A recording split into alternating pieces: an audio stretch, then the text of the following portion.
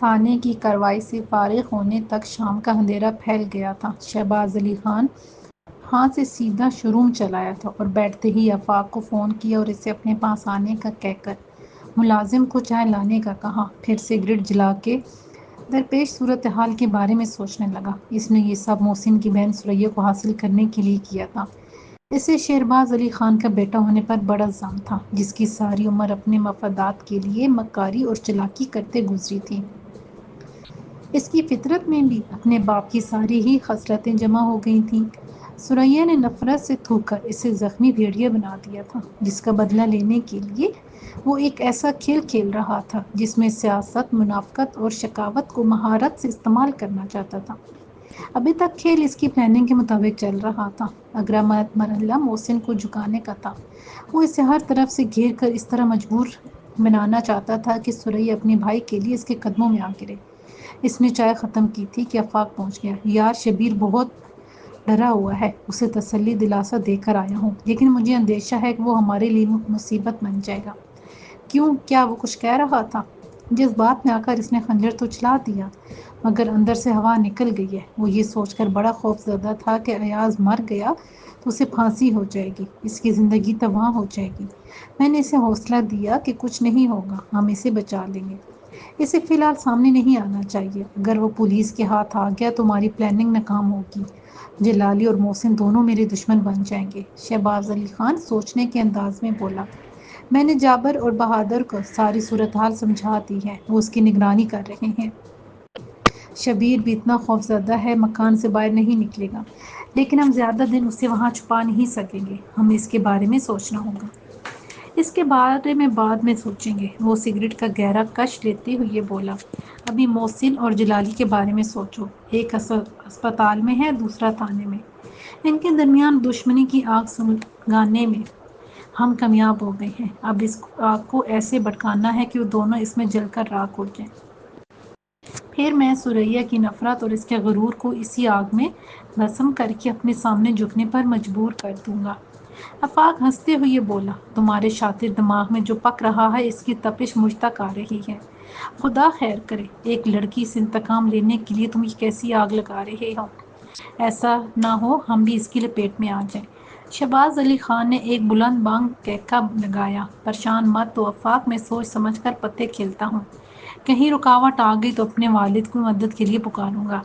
اب اگلا پتہ کھیلنے کا وقت ہوا ہے۔ ہم دونوں ابھی اسپتال چلیں گے، محسن اور ایاز کی خیریت پوچھیں گے، اپنے خلوص اور ہمدردی کا اظہار کریں گے اور اس کے دماغ میں جلالی کے لیے تھوڑا سا زہر اور انجیکٹ کریں گے۔ وہ دونوں ہسپتال آئے۔ باہر سڑک اور ہسپتال کی لان میں محسن کی پارٹی کی بہت سی لڑکیاں غم و غصے کے ساتھ موجود تھیں۔ ایسا لگتا تھا انہیں ذرا سے اشارے کی دیر ہے، پھر وہ ایک طوفان کھڑا کر دیں گے۔ اس نے ٹٹولتی ہوئی نظروں سے ان کو دیکھا، ان کے مشتعل جذبات کو پرکھا اور دل ہی دل میں مسکراتا ہوا ان کے درمیان سے گزر کر ہسپتال کے لان میں آ گیا۔ لان میں موجود چند لڑکے اس کی طرف آئے۔ ان میں سے ایک جذباتی ہوتے ہوئے بولا۔ شہباز علی خان، آپ کی موجودگی میں یہ سب ہوا ہے۔ ہم دیکھیں گے آپ کس حد تک ہمارا ساتھ دیں گے۔ مجھے اس بات کا افسوس ہے کہ میرے سامنے ایسا ہوا ہے۔ جلال الدین جلالی اور اس کے ساتھی کی حرکت قابل مذمت ہے۔ میں نے پولیس کو اپنا بیان ریکارڈ کرا دیا ہے، انہیں ضرور سزا ملے گی۔ وہ سنجیدگی سے بولا اور آفاق کے ساتھ وارڈ کی طرف آ گیا۔ راستے میں آفاق نے پوچھا، شہباز، کیا تم واقعی چاہتے ہو کہ جلالی کو سزا ملے اور وہ جیل چلا جائے؟ میرے چاہنے سے کیا ہوتا ہے آفاق، سزا دینے کا اختیار تو عدالت کے پاس ہے۔ میرا کام تو ایسی فضا تیار کرنی ہے جس کے ذریعے اپنا مقصد حاصل کر سکوں۔ وہ زیر لب مسکراتے ہوئے بولا۔ اس دوران وہ وارڈ میں داخل ہوئے۔ محسن کی طبیعت اب بہتر تھی۔ اس کا بڑا بھائی احسان چلا گیا تھا، البتہ منجلا بھائی وسیم اس کے بیڈ کے پاس موجود تھا۔ شہباز علی خان کو دیکھ کر اس کے دل میں ناگواری سے غبار سا پھیل گیا۔ شہباز نے دونوں کو سلام کیا، محسن کی خیریت پوچھی اور افسوس کا اظہار کیا۔ وسیم انہیں چھوڑ کر باہر چلا گیا۔ وہ خالص کاروباری ذہنیت کا مالک تھا اور ہمیشہ ہی سے محسن کی سیاسی سرگرمیوں کو ناپسند کرتا تھا۔ اس کے سیاسی دوستوں اور لیڈروں کے لیے بھی کبھی اچھی رائے کا اظہار نہیں کرتا تھا۔ اس کے باہر جاتے ہی شہباز علی خان سامنے جھکتے ہوئے سرگوشی میں بولا۔ محسن، تم نے کیا سوچا ہے؟ مولوی جلالی اور شبیر کے خلاف کس حد تک جانے کا ارادہ ہے؟ میں ہر قدم پہ تمہارے ساتھ ہوں۔ میں نے پولیس انسپکٹر سے وعدہ کیا ہے کہ قانون کا احترام کروں گا، خود کو اور اپنے ساتھیوں کو بھی قابو میں رکھوں گا۔ محسن ٹھہر ٹھہر کر بولا، اچھی بات ہے، ہم نوجوان بدنام ہیں کہ جذبات میں آ کر قانون شکنی کرتے ہیں۔ تم نے سمجھداری سے کام لیا ہے، کیا قانون بھی تمہارا ساتھ دے گا؟ تمہارے ساتھی ایاز کو چھرا گھونپنے والے شبیر کو پکڑنے کے لیے انسپکٹر نے یقین دہانی کرائی ہے کیا؟ وہ چلاکی سے بولا، جی ہاں، اس نے وعدہ کیا ہے شبیر کو جلد گرفتار کرے گا۔ وارڈ کے باہر میری پارٹی کے نوجوان دیکھ کر پہلے ہی اس کی بلیٹ ڈھیلی کی ہوئی تھی۔ میں نے کچھ اور سوچ کر اس میٹنگ کا اہتمام کیا تھا، مگر اس کمبخت جلالی کے پاگل پن کی وجہ سے سارا ماحول خراب ہو گیا۔ اسے سرے سے بلانا ہی نہیں چاہیے تھا۔ شہباز افسوس کا اظہار کرتے ہوئے بولا، ہمارا مقصد بظاہر نیک نیتی پر مبنی تھا، مگر اس فسادی کی وجہ سے آئندہ بھی ماحول متاثر ہو سکتا ہے۔ میرا فیصلہ ہے کہ آئندہ جس محفل میں وہ موجود ہوگا میں شرکت نہیں کروں گا، اس تحریک کا حصہ بھی نہیں بنوں گا جس میں وہ شامل ہوگا۔ محسن نفرت بھرے لہجے میں بولا۔ شہباز دل ہی دل میں خوش ہوا، مگر بظاہر دکھ سے بولا، میں تمہارے جذبات سمجھتا ہوں، کاش ایسا نہ ہوا ہوتا۔ ہم سب مل کر سید پور کی ترقی اور خوشحالی کے لیے جدوجہد کرتے۔ اس نے ایک دو الوداعی باتیں کی اور رخصت ہو کر آفاق کے ساتھ وارڈ سے باہر آیا۔ وہ راہداری سے ہوتے ہوئے لان کی طرف آ رہے تھے کہ اچانک شہباز علی خان ٹھٹک کر رک گیا۔ اسے سامنے سے مولانا جلالی کی پارٹی کے دو مقامی سرکردہ رہنما آتے ہوئے دکھائی دیے۔ اس کے قریب آ کر وہ رک گئے۔ ان میں سے ایک رہنما طنزی انداز میں بولا، شہباز علی خان، آپ نے ایک ایسی میٹنگ بلائی تھی کہ ایسا بڑا پھڈا کروایا؟ اس نے اس کا طنز برداشت کرتے ہوئے متانت سے کہا، مولانا صاحب، میری نیک نیتی پہ کسی کو شک نہیں کرنا چاہیے۔ آپ کے بندے کو سیاست کے ساتھ ساتھ خود برداشت بھی سیکھنی ہوگی، ورنہ آئے روز جھگڑے ہوتے رہیں گے۔ دوسرا رہنما بولا، اس عمر میں جذبات متشدد ہوتے رہتے ہیں، اصل بات یہ سمجھنے کی ہے کہ پارٹی کی لائن آف ایکشن کیا ہے۔ ہم محسن یا کسی اور سے بگاڑنا نہیں چاہتے، اس لیے خیر سگالی کے طور پر ان سے ملنے آئے ہیں۔ شہباز علی خان چہرے پر مسکراہٹ سجاتے ہوئے بولا، آپ بہت اچھا کر رہے ہیں۔ سید پور کی ترقی کے لیے ہم سب کو تحمل اور بردباری کا مظاہرہ کرنا ہوگا۔ میں آپ کے جذبے کی قدر کرتا ہوں۔ وہ آفاق کے ساتھ بیرون حصے کی طرف آیا۔ محسن کی پارٹی کے لڑکے نظر نہیں آ رہے تھے۔ وسیم نے شاید سمجھا بجھا کر انہیں رخصت کر دیا تھا۔ وہ ایک طرف کھڑا موبائل پہ کسی سے بات کر رہا تھا۔ اس کے ساتھ فیملی کے دو لڑکے موجود تھے۔ آفاق سرگوشی میں بولا، شہباز، کیا تم بھی وہی سوچ رہے ہو جو میں سوچ رہا ہوں؟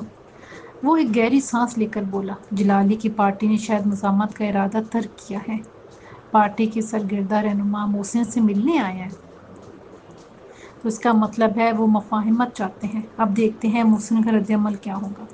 کیا محسن ان کی بات مانے گا؟ جلالی اور شبیر کیا اس بیک ڈور ڈپلومیسی سے مستفید ہوں گے؟ محسن اکیلا یہ فیصلہ نہیں کر سکتا، اس کے پیچھے پارٹی قائدین کی مشاورت بھی ہوگی، خاص طور پر اس حلقے کے ممبر ملک حاکم علی کی ہدایت کے مطابق وہ فیصلہ کرے گا۔ آفاق اسے سوچتی ہوئی نظروں سے دیکھتے ہوئے بولا، تم یقیناً یہ نہیں چاہو گے کہ ان میں افہام و تفہیم ہو۔ اگر انہوں نے ایسا کیا تو اس کے بارے میں کیا سوچا ہے؟ سوچنا کیا ہے، ایسا پتہ پھینکنا ہے کہ یہ ذرا سی چنگاری بھڑک اٹھے۔ ابھی جو ہو رہا ہے اسے خاموشی سے دیکھتے جاؤ، جہاں موقع ملے وہاں اپنا داؤ آزمائیں گے۔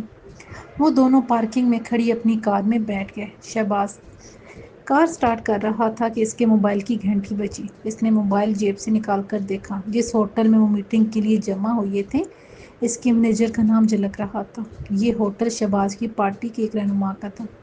ہوٹل کا مینیجر اس کے قرابت داروں میں شامل تھا۔ اس نے بٹن دبا کے ہیلو کیا۔ مینیجر نے کہا، شہباز صاحب، ہم ہال کی صفائی کر رہے تھے، کچھ چیزیں ملی ہیں، جھگڑے کے دوران کسی کی رہ گئی ہوں گی، آپ آ کر دیکھ لیں۔ اس نے کار ہوٹل کی طرف موڑ لی۔ وہ دونوں ہوٹل پہنچ گئے تو مینیجر قریب آیا۔ اس کے ہاتھ میں ایک پرس اور ایک سادہ سا موبائل تھا۔ شہباز نے دونوں چیزیں لے کر دیکھا۔ پرس کے اندر شناختی کارڈ، ATM تھا جن پہ شبیر کا نام لکھا ہوا تھا۔ پرس میں چند ہزار روپے بھی تھے۔ موبائل سادہ سا پرانے طرز کا تھا۔ اس نے سوچا کہ موبائل بھی شبیر کا ہوگا۔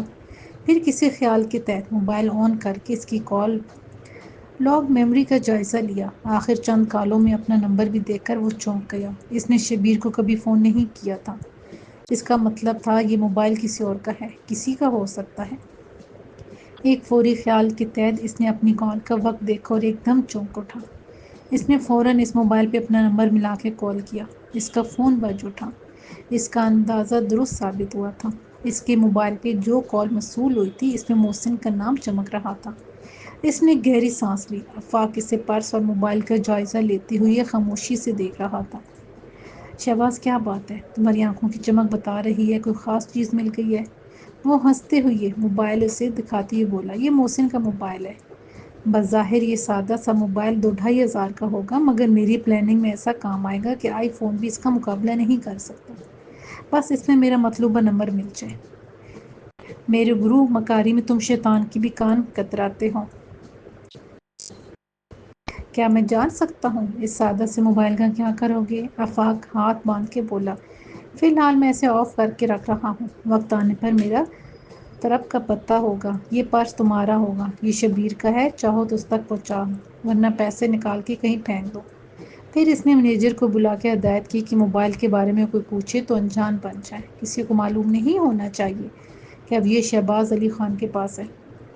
ثریا اس دن سے بہت پریشان رہنے لگی تھی۔ کالج سے چھٹی کرنے کے باوجود شہباز علی خان کی بدتمیزی کے بارے میں سوچ کر اس کی جان ہلکان ہو رہی تھی۔ اس نے نفرت سے تھوک کر ایک طرح سے اس کو کرارا جواب دیا تھا، لیکن اب وہ رہ رہ کر بول اٹھے تھے۔ اسی خوف کی وجہ سے اگلے دن اس نے چھٹی کی تھی کہ ایک دن گزر جائے گا تو شاید اس کے جذبات ٹھنڈے ہو جائیں، ورنہ وہ بدمعاش اس کا راستہ نہیں روکے۔ مشہور ہے شتر مرغ جب اپنے سامنے خطرہ دیکھتا ہے تو ریت میں سر دے کر یہ سمجھتا ہے کہ خطرہ ٹل جائے گا۔ اس بیچاری نے بھی ایک دن گھر میں خود کو چھپا کے یہ سمجھا تھا کہ وہ بدمعاش ٹل جائے گا۔ اگلے دن وہ محلے کی لڑکیوں کے ساتھ ڈرتے ڈرتے اس راستے سے گزر کر کالج چلی گئی۔ شو روم پہنچنے تک دل ہی دل میں کانپ رہی تھی کہ وہ راستے میں کھڑا ہوگا، کوئی رد عمل دکھائے گا، بدتمیزی کرے گا۔ بس یہی سوچتے ہوئے وہ شو روم کے سامنے سے گزری۔ کونکیوں سے دیکھا تو شہباز علی خان نظر نہیں آیا۔ کالج سے واپسی آئی تب بھی وہ دکھائی نہیں دیا۔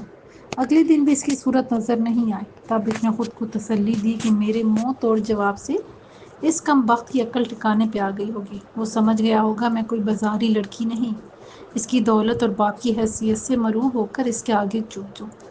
ثریا بیچاری، اسے معلوم نہیں تھا کہ شہباز علی خان اگر اس کے سامنے نہیں آیا تھا تو اس کی مزاج دکھانے کے رد عمل میں ایک زہریلا کھیل کھیل رہا تھا۔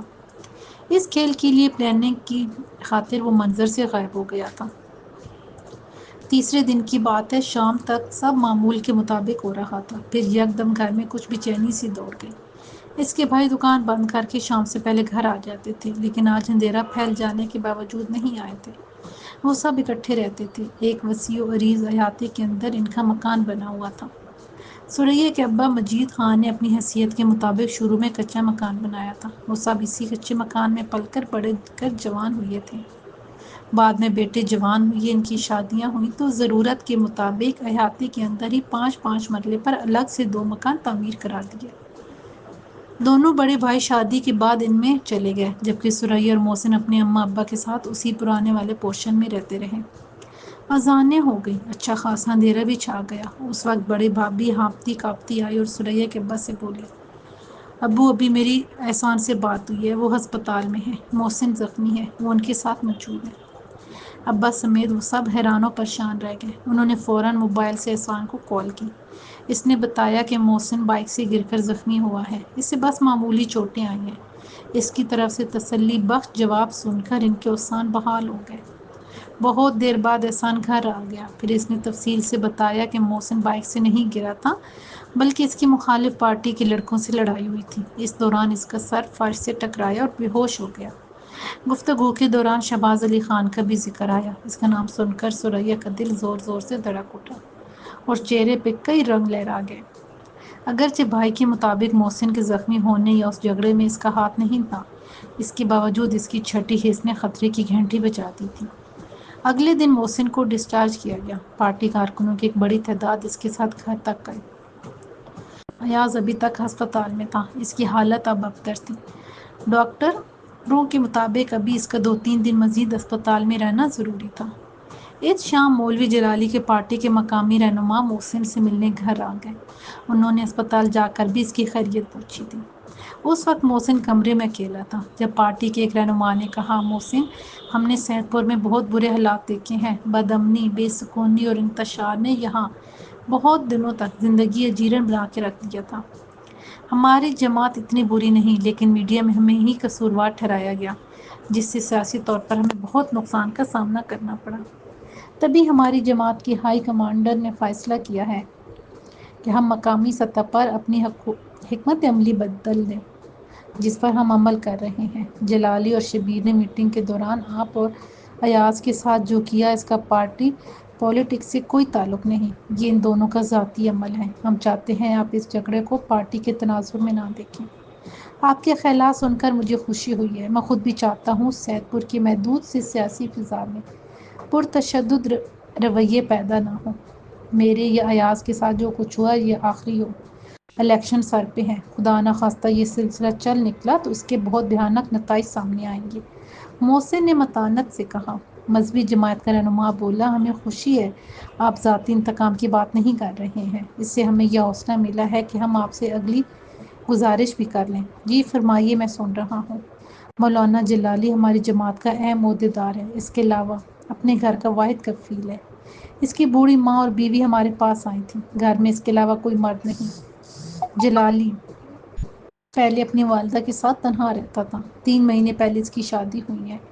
اس وقت وہ پولیس کی قید میں ہے۔ بات عدالت تک پہنچی تو کئی مہینے پیشیاں بھگتنے میں گزر جائیں گے۔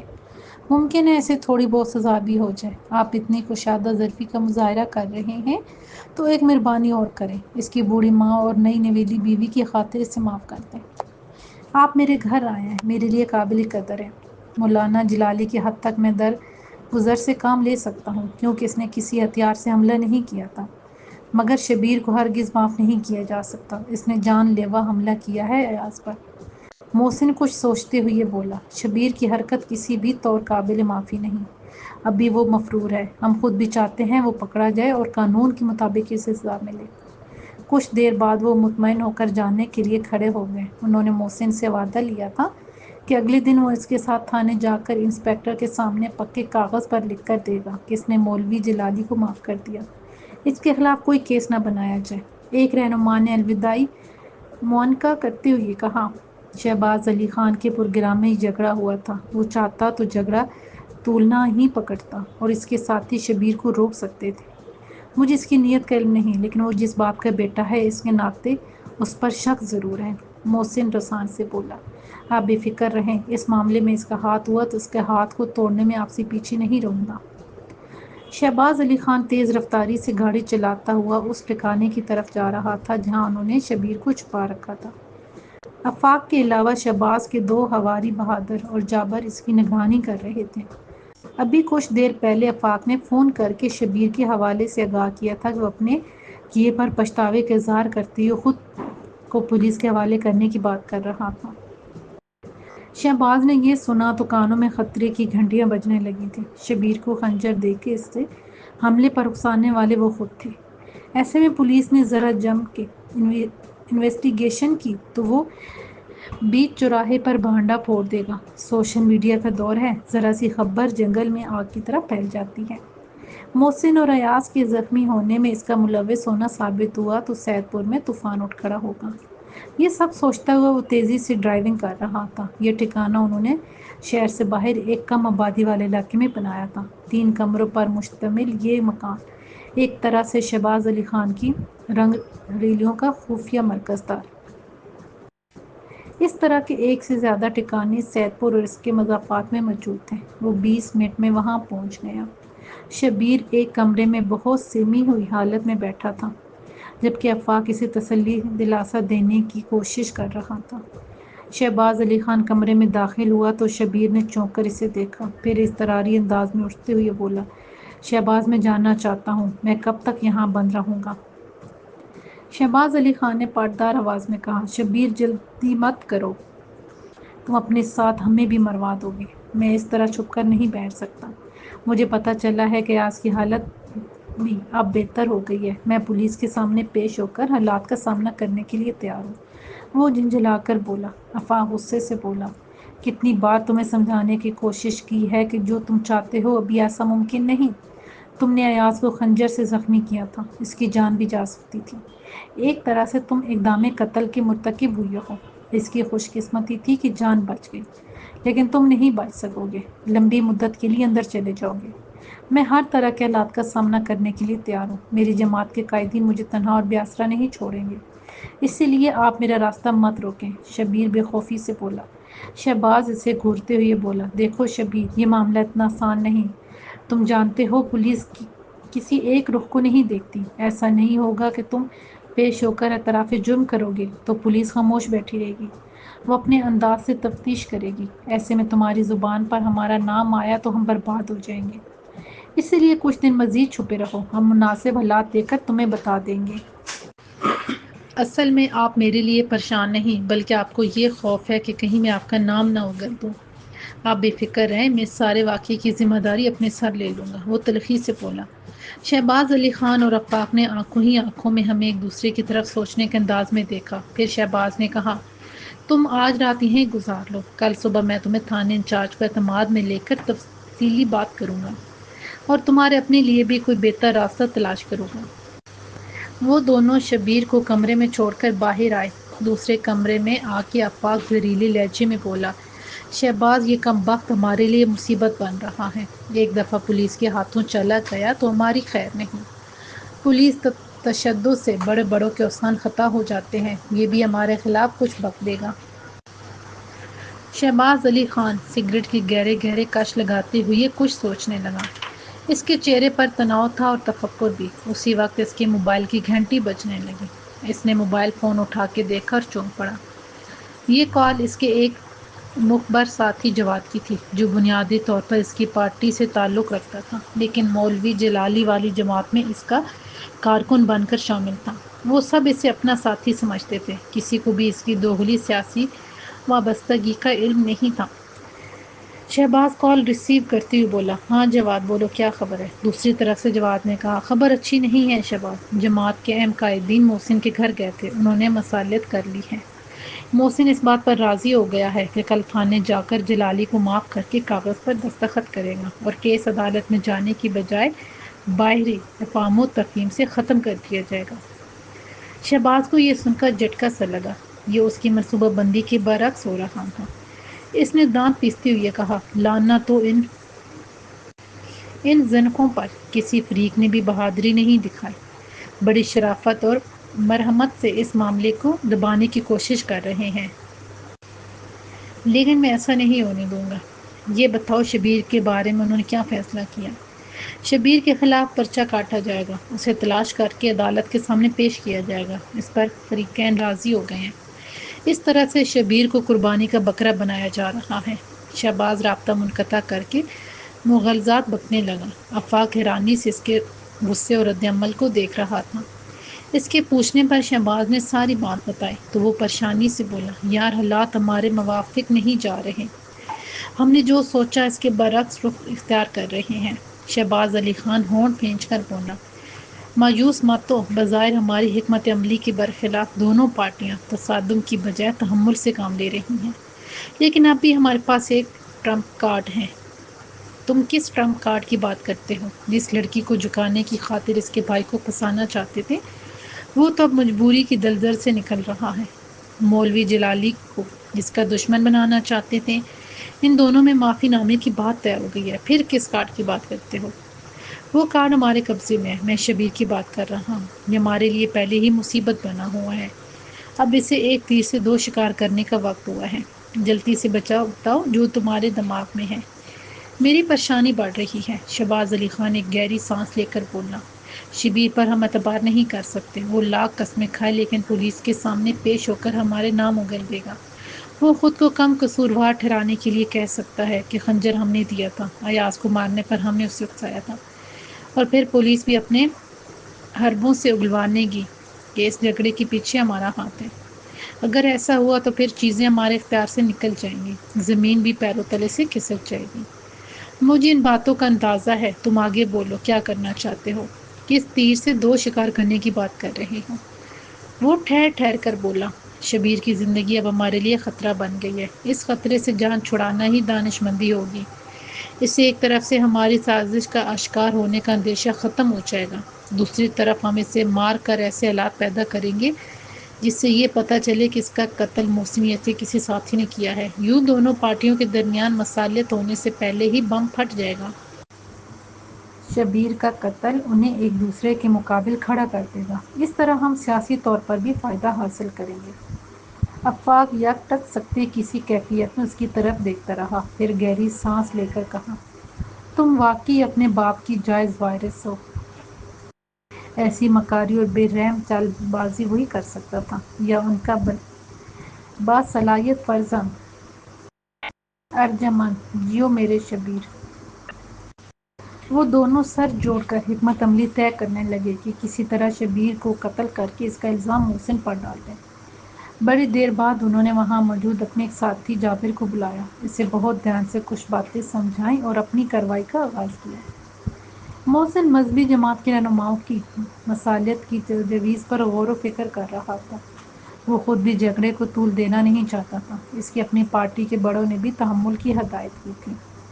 ایسے میں مذہبی جماعت کی بات ماننے میں ہی اسے کوئی قباحت نظر نہیں آ رہی تھی۔ حلقے کے ایم این اے ملک حاکم علی نے بھی متعدد بار فون کر کے اس کی خیریت پوچھی تھی۔ انہوں نے بھی پرسکون رہ کر جھگڑے کو نمٹانے اور قانون ہاتھ میں نہ لینے کی ہدایت کی تھی۔ مذہبی جماعت کے رہنماؤں کے جانے کے بعد اس نے ملک حاکم علی کو فون کیا۔ اس کے پاس دو فون تھے، ایک بڑا اسمارٹ فون جسے نیٹ وغیرہ کے لیے استعمال کرتا تھا، دوسرا سادہ موبائل جو صرف فون کے لیے استعمال کرتا تھا۔ وہ جھگڑے کے دوران کہیں گر گیا تھا۔ اس نے ہوش میں آنے کے بعد فون کی عدم موجودگی محسوس کی تو ایک ساتھی کے ذریعے ہوٹل کے مینیجر سے بھی پتہ کروایا۔ جس ایمبولینس میں ہسپتال لایا گیا تھا اس کے عملے سے بھی بات کی تھی۔ ان سب نے لا علمی کا اظہار کیا تھا۔ اس سادہ سے فون کی قیمت زیادہ نہیں تھی، لیکن اہم رابطہ نمبر اسی میں محفوظ تھے۔ اتفاق سے ملک صاحب کا نمبر دوسرے فون میں بھی موجود تھا۔ اس وقت تک رات کے 9 بج گئے تھے۔ ثریا نے اس کے لیے بکرے کا شوربہ بنایا تھا، وہ شوربے میں روٹی ڈال کے کھا رہا تھا۔ اسی اثنا میں اس کا موبائل بج اٹھا۔ اس نے دیکھا یہ ایک نامانوس نمبر تھا۔ اس نے بٹن دبا کے ہیلو کہا تو دوسری طرف سے ایک اجنبی آواز اگلی، محسن، میرا نمبر اور میری آواز تمہارے لیے نامانوس ہوگی، لیکن تم ہمارے لیے انجان نہیں ہو۔ جی فرمائیے، آپ کون ہیں؟ کیا کہنا چاہتے ہیں؟ میں کون ہوں یہ اہم نہیں، میری بات اہم ہے۔ دوسری جانب سے سرسراتی ہوئی آواز سنائی دی، اگر تم میری بات پر عمل کرو گے تو فائدے میں رہو گے۔ تم بات کرو، میں سن رہا ہوں۔ وہ سوچتی ہوئی آواز میں بولا، میں سیدھی اور دو ٹوک بات کر رہا ہوں۔ شبیر اس وقت ہماری تحویل میں ہے۔ اگر تم اپنے دوست کے مجرم کو پکڑ کر پولیس کے حوالے کرنا چاہتے ہو تو میرے بتائے ہوئے یہ پتے پر اکیلے پہنچ جاؤ۔ ہم شبیر کو تمہارے حوالے کر دیں گے۔ آپ نے اپنے بارے میں کچھ نہیں بتایا، آپ میرے ساتھ یہ مہربانی کیوں کر رہے ہیں اور اکیلے آنے کی شرط کیوں پیش کر رہے ہیں؟ اس نے ٹٹولتی ہوئی آواز میں پوچھا۔ دوسری طرف سے تیز لہجے میں کہا گیا، ہم تمہاری خیر خواہ ہیں، تمہارا کام آنا چاہتے ہیں۔ اس مذہبی جماعت سے ہماری دشمنی ہے، یوں سمجھ لو فی الحال ہم اپنی شناخت ظاہر نہیں کر سکتے۔ تم پولیس یا کسی لاؤ لشکر کے ساتھ آ گیا تو شبیر نہیں ملے گا۔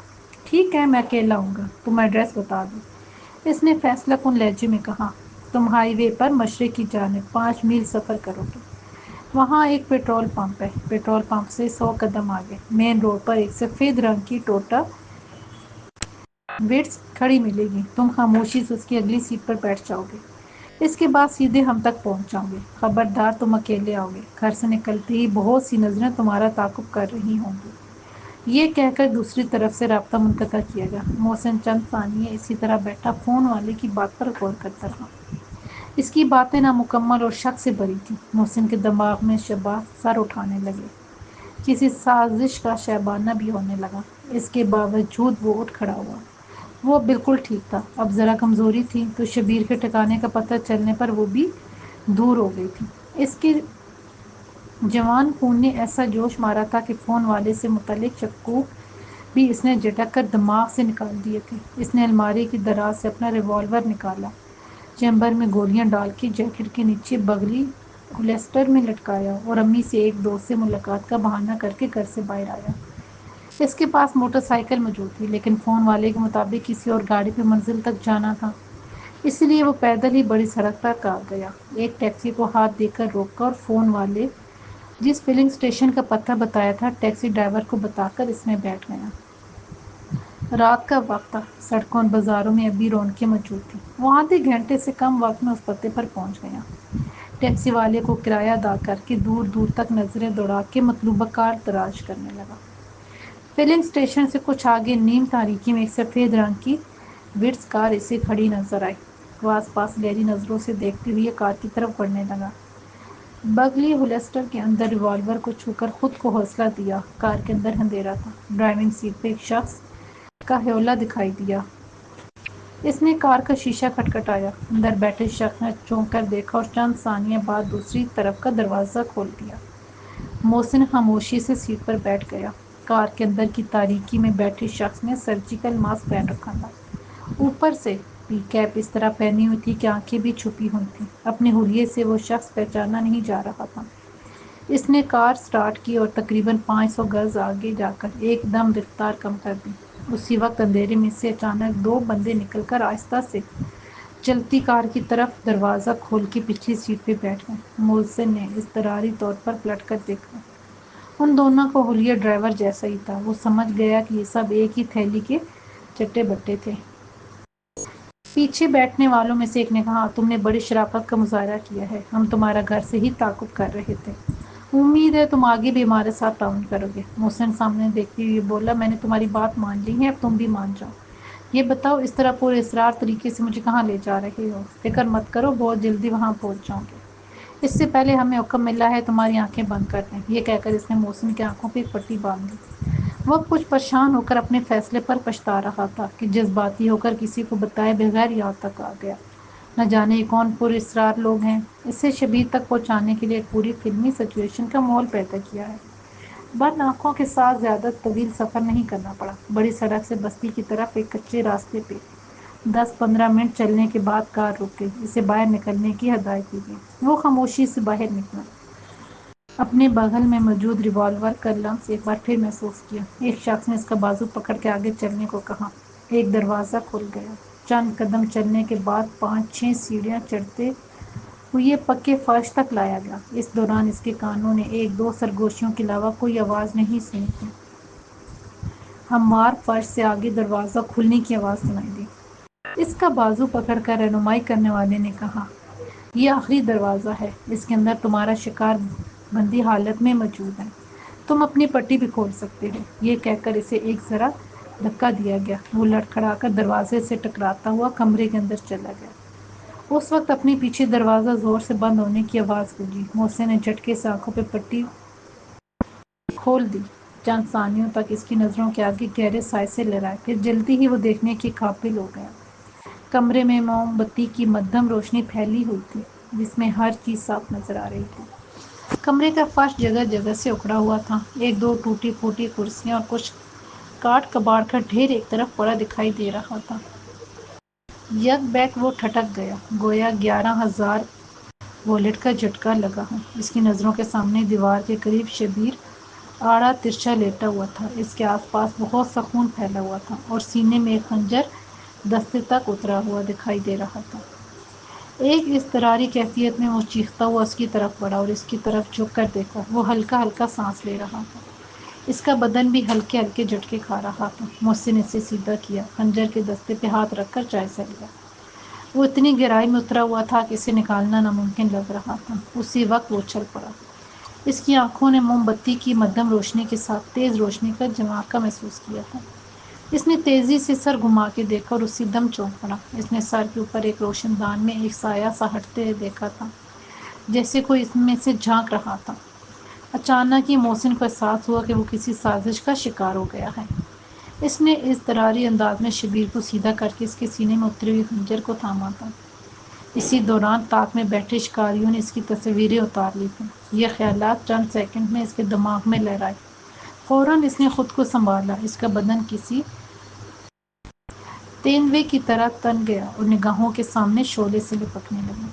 وہ ایک دم اٹھ کھڑا ہوا اور تیزی سے دروازے کے پاس آ کر جھٹکے سے اسے کھولنے لگا، لیکن اسے پھانسنے والوں نے باہر سے دروازہ بند کر دیا تھا۔ اس کے ہاتھ پاؤں پھول گئے۔ گھبراہٹ، پریشانی اور بے بسی سے اس کا دل زور زور سے دھڑکنے لگا۔ اس نے پوری طاقت سے دروازے پر لاتیں ماری۔ چلا چلا کر اس نامعلوم قاتلوں کو آواز دیتی، بدترین انجام کی دھمکیاں دینے لگا، لیکن سازش کا شکار بنانے والے اس کی بے بسی اور غصے کا مظاہرہ دیکھنے کے لیے موجود نہیں تھے۔ وہ تھک ہار کر شبیر کی طرف آیا۔ اس کی سانسیں بند ہو چکی تھیں، ہلکے ہلکے جھٹکے کھاتا بدن بے حس و حرکت ہو چکا تھا۔ اس نے خنجر کے دستے کو اپنی قمیض کے دامن سے اچھی طرح رگڑ کر صاف کیا۔ اس کے بعد ٹٹولتی ہوئی نظروں سے روشن دان کی طرف دیکھا۔ وہ 8-9 فٹ بلند تھا، باہر کی طرف جالی لگی ہوئی تھی۔ اس نے کمرے میں کسی ایسی شے کی تلاش میں نظریں دوڑائیں جس پہ چڑھ کے روشن دان تک پہنچ سکتا، لیکن وہاں ایسی کوئی شے موجود نہیں تھی۔ کمرے میں کوئی کھڑکی بھی نہیں تھی۔ ایسا لگتا تھا یہ کوئی گودام تھا جسے واردات کے لیے استعمال کیا گیا تھا۔ اس کے باہر کا نقشہ کیسا تھا یہ وہ بندی آنکھوں کی وجہ سے نہیں دیکھ پایا تھا۔ وہ اسی ادھیڑ پن میں تھا کہ یکا یک اچھل پڑا۔ اس دروازے کے باہر کھٹ پٹ سنائی دی، پھر ایسا لگا جیسے کوئی دروازے کو تالا کھول رہا ہو۔ محسن ایک دم کھڑا ہو گیا۔ اس نے ریوالور نکال کے ہاتھ میں مضبوطی سے پکڑا اور آہستہ قدموں سے چلتا دروازے کے قریب دیوار سے لٹ کر کھڑا ہو گیا۔ اسی وقت دروازے کا تالا کھلنے کی آواز آئی، پھر اس کے کوارٹر تھوڑے سے کھلے۔ محسن کا بدن تن گیا، ریوالور کی لبلبی پر انگلی دباؤ بھی بڑھ گیا۔ اس کے کانوں نے ادھ کھلے دروازے میں سے چھوٹے چھوٹے قدموں کی چاپ سنائی، جو تیزی سے واپس جاتی ہوئی سنائی دے رہی تھی۔ یہ ایسی چاپ تھی جیسے کوئی پنجوں کے بل قدم اٹھا رہا ہو یا پھر کوئی چھوٹا بچہ چل رہا ہو۔ اس نے کان لگا کے کچھ سننے کی کوشش کی، بالکل سکوت تھا۔ اس نے ہمت کی اور آہستگی سے آدھے کھلے کوارٹر میں سے باہر جھانکا۔ وہاں مکمل اندھیرا تھا۔ اس نے ریوالور سیدھا کیا اور دروازے کو پورا کھول دیا۔ کمرے میں روشن موم بتی کی مدھم روشنی کھلے دروازوں سے باہر نکلی تو اسے ایک راہداری دکھائی دی اور وہ لپک کر باہر آ گیا۔ اسی وقت اس کے موبائل کی گھنٹی کسی بم کی طرح گونجی تھی۔ شبیر کے قتل کی خبر زیادہ دیر چھپی نہ رہ سکی تھی۔ سب سے پہلے پولیس ہی نے اس کی لاش دریافت کی تھی۔ پولیس کے پاس ایک نامعلوم نمبر سے کال آئی تھی جس میں مقام کا پتہ شبیر کے قتل کی اطلاعات دی گئی تھی۔ بعد میں اس نمبر کو ٹریس کرنے کی بہت کوشش کی گئی، لیکن وہ نمبر بند ہی ملا۔ پولیس نے جلدی ہی وہ مکان تلاش کر لیا جو ایک بستی کے قریب کھیتوں اور درختوں کے ایک جھنڈ کے درمیان تھا۔ اس کا زیادہ تر حصہ کھنڈر بن چکا تھا۔ ایک کمرہ جو بہتر حالت میں تھا اس میں شبیر کی لاش موجود تھی۔ اس کے سینے میں خنجر گہرائی میں اترا ہوا تھا، خون کچے فرش پہ جم گیا تھا۔ پولیس نے آس پاس بستی والوں سے پوچھا تو معلوم ہوا کہ وہ مکان بہت عرصے سے خالی تھا۔ اس کا مالک اپنے خاندان سمیت کئی سال پہلے یہ علاقہ چھوڑ کے دوسرے شہر چلا گیا تھا۔ لاوارث مکان دیکھ کر منشیات کے عادی افراد وہاں آ جاتے تھے، اسی لیے مقامی لوگ اس طرف نہیں جاتے تھے۔ شبیر کا قتل پولیس کے لیے غیر متوقع واقعہ تھا۔ ان کے علم کے مطابق محسن اور مولوی جلالی کے درمیان مصالحت کی کوشش کامیاب ہوئی تھی۔ اگلے دن باقاعدہ معافی نامے پر دستخط ہونے والے تھے۔ یہ فیصلہ بھی ہوا تھا کہ شبیر کو گرفتار کر کے قانون کے مطابق اس کو سزا دی جائے گی۔ ایسے میں جب معاملات بڑی خوش اسلوبی سے انجام تک پہنچ رہے تھے تو شبیر کا قتل بجھتی آگ پہ پٹرول ڈالنا تھا۔ لاش دریافت ہوتے ہی سوشل میڈیا پہ شبیر کے قتل کی خبر گردش کرنے لگی۔ ہسپتال پہنچانے سے پہلے ہی کسی نے اس کے مضروب جسم کی تصویریں فیس بک پہ اپلوڈ کر دیں، پھر تو سوشل میڈیا پہ جیسے بھونچال آ گیا۔ فیس بک کا اپنا لپک جپک سا مزاج ہوتا ہے۔ کسی شے کی حقیقت یا پس پردہ عوامل کو جانے بغیر ہر کوئی اپنے فہم و علم کے مطابق اجلتنے سے آگے بڑھاتا ہے۔ اس طرح ایک واقعہ متعدد شکلوں اور زاویوں سے پھیل جاتا ہے۔ یہ تمیز کرنا مشکل ہوتا ہے کہ اس میں قصور کس کا زیادہ ہے۔ شبیر کے قتل کو بھی کئی رنگوں اور شکلوں سے بیان کیا گیا۔ ایاز کو زخمی کرنے اور گرفتاری سے بچنے کے لیے فرار ہونے کے تناظر میں اکثر نے محسن اور اس کی پارٹی پر انگلیاں اٹھائی تھیں۔ اس نقطہ نظر کو پھیلانے میں شہباز کی پارٹی کے لوگوں کا بڑا ہاتھ تھا۔ دوسری طرف سمجھدار اور سنجیدہ مزاج لوگ متوازن رائے دے رہے تھے، قتل کی وجوہات جاننے کے لیے گہرائی تک جا کر تفتیش کی بات کر رہے تھے۔ محسن کے حامی مخالفین کے الزامات کو سختی سے رد کر رہے تھے۔ محسن اور مولوی جلالی کے مابین مصالحت کا ثبوت دے کر اس قتل کو سازش قرار دے رہے تھے۔ پولیس بھی سخت مشکل میں پڑ گئی تھی۔ اب محسن اور مولوی جلالی کے درمیان امن معاہدے کا امکان نہیں رہا تھا۔ ایسے میں دونوں پارٹیوں کے درمیان شدید تصادم کا خطرہ زیادہ بڑھ گیا تھا۔ محسن گھر پہنچ گیا تھا۔ جس مکان میں اس کے لیے پھندہ لگایا گیا تھا وہاں سے باہر نکل کر وہ چھپتا چھپاتا بڑی سڑک تک آ گیا تھا۔ یہ اچھا ہوا تھا کہ رات کا وقت تھا اور مکان بھی بستی سے ذرا ہٹ کے کھیتوں اور درختوں کے درمیان تھا، اسی لیے وہ اندھیرے کا فائدہ اٹھا کر وہاں سے دور چلا آیا تھا۔ پھر ایک ٹیکسی میں اپنے گھر پہنچ گیا تھا۔ سوشل میڈیا پہ یہ شبیر کے قتل پر جو ہنگامہ خیزی ہو رہی تھی، محسن بھی اسے دیکھ رہا تھا۔ قتل میں سے اور اس کے ساتھیوں کو بھی ملوث کیا جا رہا تھا۔ کچھ لوگ اس کا دفاع کر رہے تھے اور کچھ شک و شبے کا اظہار کر رہے تھے۔ وہ ایک حد تک حقیقت جاننا چاہتا تھا، لیکن کسی کو بتا نہیں سکتا تھا۔ اسے معلوم تھا کہ اس نے جو دیکھا تھا اگر بتا بھی دیا تو لوگ اس پر یقین نہیں کریں گے۔ شبیر کو قتل کرنے والوں نے ایسی صفائی اور مکاری سے اسے پھنسایا تھا کہ وہ لاکھ قسمیں کھا کر بھی اپنی بے گناہی کا اظہار کرتا تو اسی کو قصوروار ٹھہرایا جاتا۔ بات اگر کھل جاتی تو وہ تصویریں بھی منظر عام پر آ جاتی، جن کے مطابق شبیر کے سینے میں خنجر اتارنے والا وہی تھا۔ ایسے میں پولیس تفتیش مکمل ہونے تک عوام کی عدالت میں وہ قاتل قرار دے دیا جاتا۔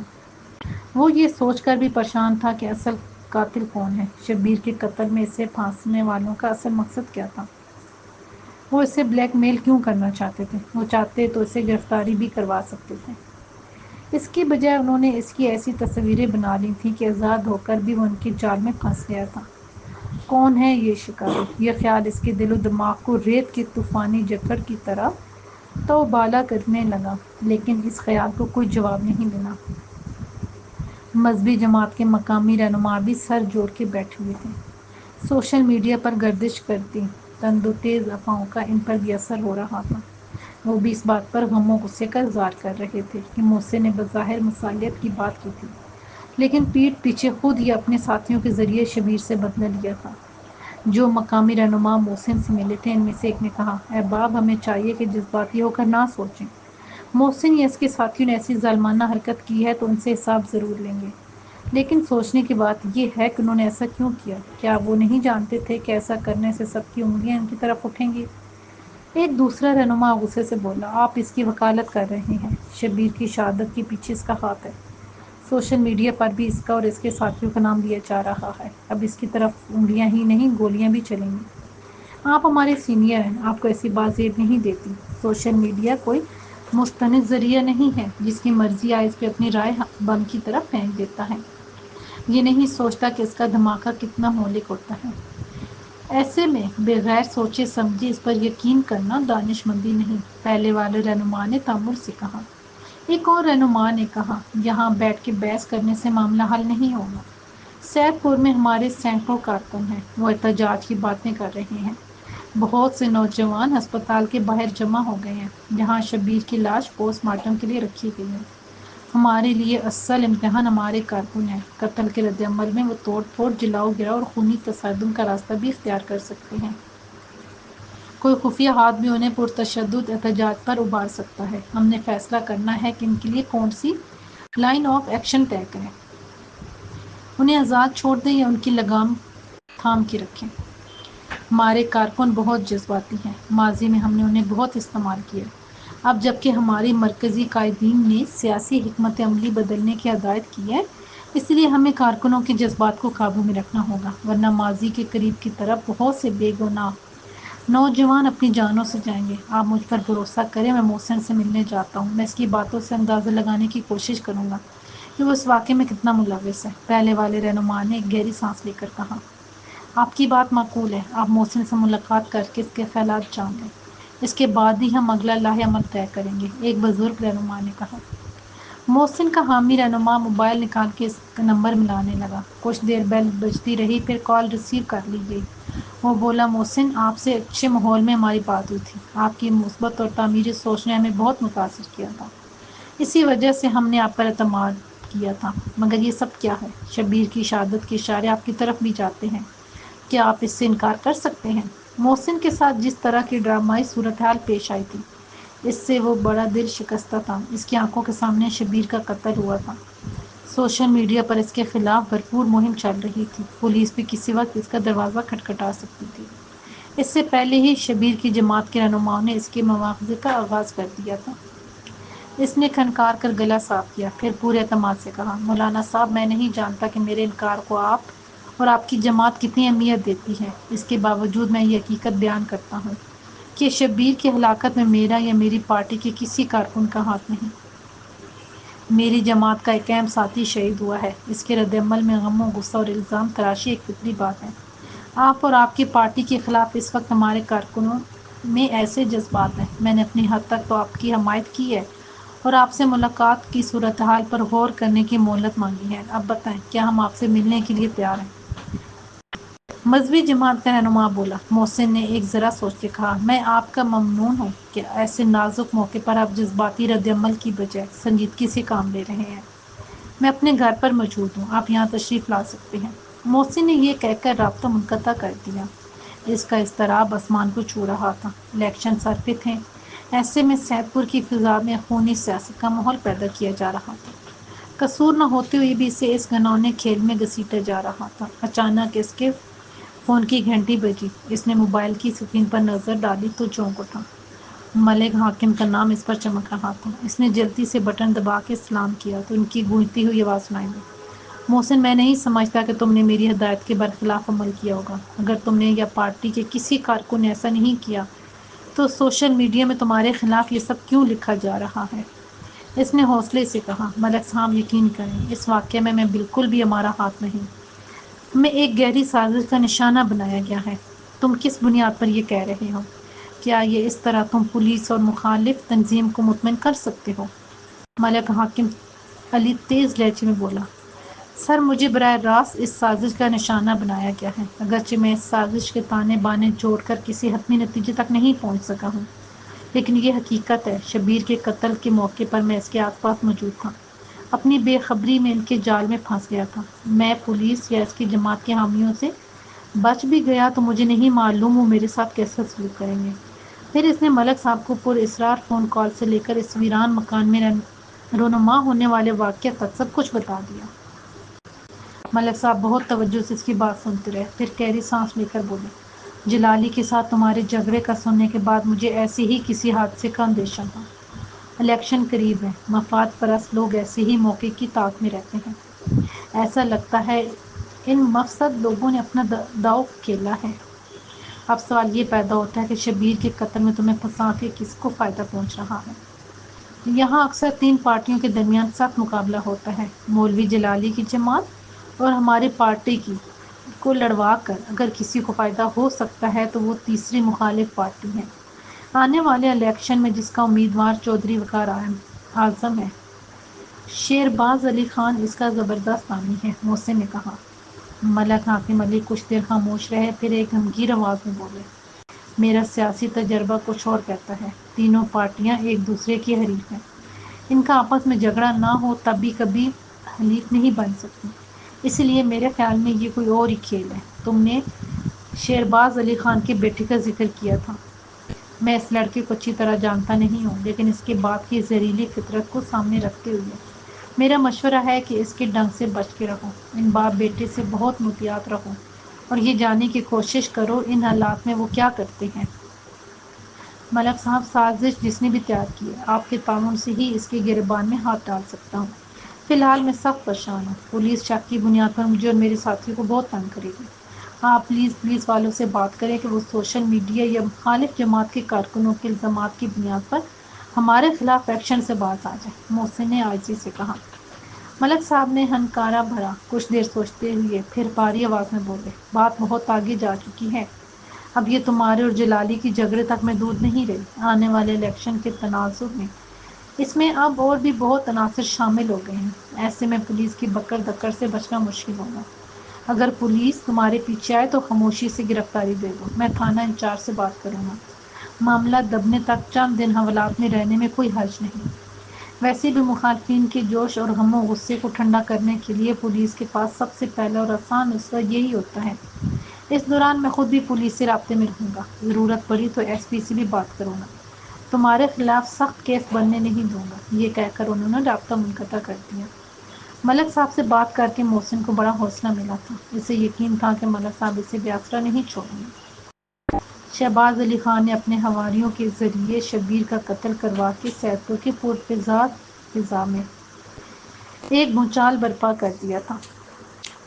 خود وہ پس پردہ رہا تھا، شہر سے باہر اپنے مخصوص ٹھکانے پر بیٹھ کر وہ فون پر انہیں ہدایت دیتا رہا تھا۔ ساری کارروائی سے فارغ ہونے تک رات کے 11 بج گئے تھے۔ شہر کے پوش علاقے میں 2 کنال رقبے پر ان کی 2 منزلہ کوٹھی تھی۔ گیٹ پر 2 گن مین باری باری 24 گھنٹے ڈیوٹی دیتے تھے، جس کے پیچھے حفاظت کی سوچ کم اور دوسروں پر اپنے رعب دبدبے کی دھاک بٹھانے کا خیال زیادہ تھا۔ وہ گیٹ سے اندر داخل ہوا تو پورچ میں شہرباز علی خان کھڑا نظر آیا۔ وہ کچھ متوش سا دکھائی دے رہا تھا۔ شہباز نے گاڑی کھڑی کی اور اتر کر باپ کے سامنے آیا۔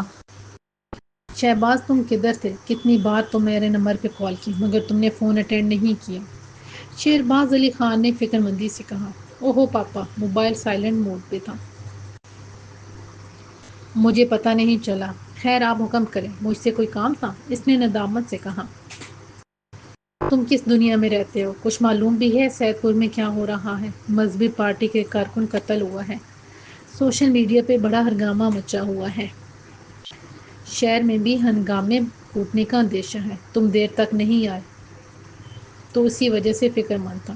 شہباز علی خان اپنے باپ کی ادھوری معلومات پر دل ہی دل میں ہنسا، پھر بے نیازی سے بولا، مجھے معلوم ہے پاپا۔ چلو اچھا ہوا کہ الیکشن سے پہلے ہمارے مخالفین آپس میں الجھ پڑے ہیں۔ میری ذرائع نے بتایا ہے کہ 2 دن پہلے تم نے ان سب کو اکٹھا کر کے سیاسی پروگرام کیا تھا جس میں بڑا جھگڑا ہوا تھا۔ آج قتل ہونے والا لڑکا بھی اسی جھگڑے کے رد عمل میں مارا گیا ہے۔ تم نے یہ سب مجھ سے کیوں چھپایا؟ شہرباز علی خان اسے گھورتے ہوئے بولا، سوری پاپا، آپ کو بتانا چاہتا تھا لیکن موقع نہیں ملا۔ میں نے آپ کی انگلی پکڑ کر سیاسی معاملات دیکھے ہیں لیکن اب اپنی سمجھ کے مطابق بھی داؤ پیچ آزمانا چاہتا تھا۔ میرا ارادہ تھا کہ کہیں مشکل پیش آئی تو آپ کو بتاؤں گا۔ اب وہ مرحلہ آیا ہے، اس سے پہلے آپ نے خود ہی پوچھ لیا۔ وہ اپنے باپ کے ساتھ چلتا ہوا ڈرائنگ روم میں آیا۔ چھوٹے بھائی، بہن اور ممی شاید اپنے کمروں میں سوئے ہوئے تھے، وہاں تنہائی تھی۔ تم کس مرحلے کی بات کر رہے ہو؟ ایسا کیا کیا ہے تم نے جس کے لیے میری مدد کی ضرورت پڑے گی؟ شہرباز علی خان نے ایک صوفے پر بیٹھتے ہوئے پوچھا۔ وہ جھجکتے ہوئے بولا، پاپا، آنے والے الیکشن میں آپ کی پارٹی کے امیدوار چودھری وقار اعظم کے مد مقابل ملک حاکم علی ہے۔ اس کی پوزیشن ویسے تو حلقے میں مضبوط ہے لیکن سید پور میں ہم سے کمزور ہے۔ یہاں محسن بہت تگڑا نوجوان ہے، اس کی کوششوں سے مخالف سیاسی پارٹی کی حمایت میں اضافہ ہو سکتا ہے۔ میں نے اسی کو ٹارگٹ کیا ہے، اسے اس طرح پھنسانے کی کوشش کی ہے کہ وہ ہمیشہ ہمارے دباؤ میں رہے گا۔ شہرباز علی خان اسے سوچتی ہوئی نظروں سے دیکھتے ہوئے بولا، پہلی میں بات مت کرو، مجھے کھل کر بتاؤ کہ محسن کو کیسے اپنے دباؤ میں رکھنا چاہتے ہو۔ شہباز علی خان نے ساری تفصیل اسے بتا دی۔ وہ اپنے باپ کے سامنے کسی ندامت اور ہچکچاہٹ کے بغیر اپنی منافقانہ اور ظالمانہ چالوں کو فخری انداز میں بیان کر رہا تھا اور شہرباز علی خان بڑی خاموشی سے اپنے ہونہار جانشین کے کارنامے سن رہا تھا۔ بیٹی کی مکاری، بے رحمی اور غارت گری پر اسے بھی کوئی افسوس نہیں تھا۔ اس نے جو بے تحاشا دولت حاصل کی تھی، سیاست کی غلام گردشوں میں جو عزت اور حیثیت کمائی تھی، ان سب کے پیچھے منافقت، خوشامد اور مکاری جیسی صفات تھی۔ اب یہی صفات بیٹے میں منتقل ہوئی تھیں تو اس جیسے بندے کے لیے تعجب کی نہیں، طمانینت کی بات تھی۔ ساری تفصیل سن کر وہ بڑی دیر ہونٹ کاٹتے ہوئے کچھ سوچتا رہا، پھر بھاری آواز میں بولا، مجھے معلوم نہیں تھا کہ میرے نقش قدم پر چلتے ہوئے تم اتنا آگے بڑھے ہو، یہ قتل بھی کرنے لگے ہو۔ اتنی تیز رفتاری اچھی نہیں، ٹھوکر کھاؤ گے۔ جس بیٹے کو آپ جیسے باپ کی سرپرستی حاصل ہو وہ ٹھوکریں کھا سکتا ہے؟ شکست نہیں، مجھے یقین ہے آپ کے مضبوط ہاتھ ہر ٹھوکر کے بعد میرا سہارا بنیں گے، شہباز نے سینہ پھلا کر کہا۔ شہرباز علی خان اسے گھورتے ہوئے بولا، تم نے بتایا کہ محسن کو ٹارگٹ کرنا چاہتے ہو، سیاسی طور پر اس سے نقصان پہنچانا چاہتے ہو۔ ایسا کرنے کے لیے تمہارے پاس ایک بہترین موقع تھا۔ وہ جس وقت شبیر کی لاش کے پاس موجود تھا، کمرے کا دروازہ بھی باعث بند تھا۔ ایسے میں تم نے صرف تصویریں کھینچنے پر اکتفا کیوں کیا؟ اسے پولیس کے ہاتھوں کیوں نہ پکڑوایا؟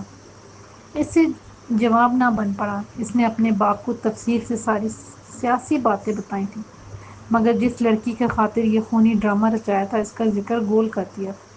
اب باپ نے اپنے تجربے کی بنیاد پر تکنیکی سوال اٹھا کر اسے مشکل میں ڈال دیا تھا۔ اس نے ہچکچاتے ہوئے کہا، وہ پاپا، اس کے ساتھ ایک میرا ذاتی مسئلہ بھی جڑا ہوا ہے، اس کی تصویریں استعمال کر کے اسی ذاتی مسئلے کو حل کرنا ہے۔ شہرباز علی خان دھاڑتے ہوئے بولا، بہاڑ میں جائے تمہارا ذاتی مسئلہ، مجھے سب کچھ صاف صاف بتاؤ۔ یہ مت بھولو کہ تم کوئی بھی سیاسی قدم اٹھاؤ گے تو اس کا براہ راست اثر میری سیاسی حیثیت پر پڑے گا۔ میں کبھی نہیں چاہوں گا کہ تم ناسمجھی میں کوئی ایسی حرکت کرو جس سے الیکشن کے دوران ہمیں نقصان ہو۔ وہ ایک ذرا تامل کرتے ہوئے بولا، سوری پاپا، میں یہ بات کسی اور موقع پر آپ کو بتانے والا تھا۔ اصل میں یہ سیاست کا نہیں، محبت کا معاملہ ہے۔ محسن کی بہن ہر روز میرے شو روم کے سامنے سے گزر کر کالج جاتی ہے۔ وہ مجھے اچھی لگتی ہے۔ ایک دن اسے روک کر بات کی تو اس نے بدتمیزی کی اور غصے سے میری طرف تھوک دیا۔ اس کی اس حرکت نے میرے اندر آگ لگا دی۔ اس دن کے بعد سے میں نے سیاسی داؤ پیچ استعمال کر کے اس کے بدلہ لینے کی ٹھانی ہے۔ پچھلے چند دنوں میں جو کچھ ہوا ہے اس کے پیچھے اس لڑکی کی سرکشی کا انتقامی جذبہ ہے۔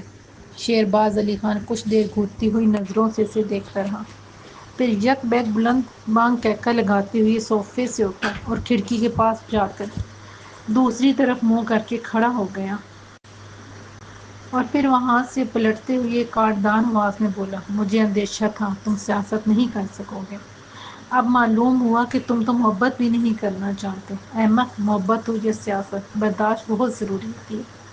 سیاستدانوں کو دیکھو، میڈیا پر اپنے خلاف گالیاں سن کر بھی مسکرا کے ٹال دیتے ہیں۔ محبت بھی صبر طلب ہوتی ہے۔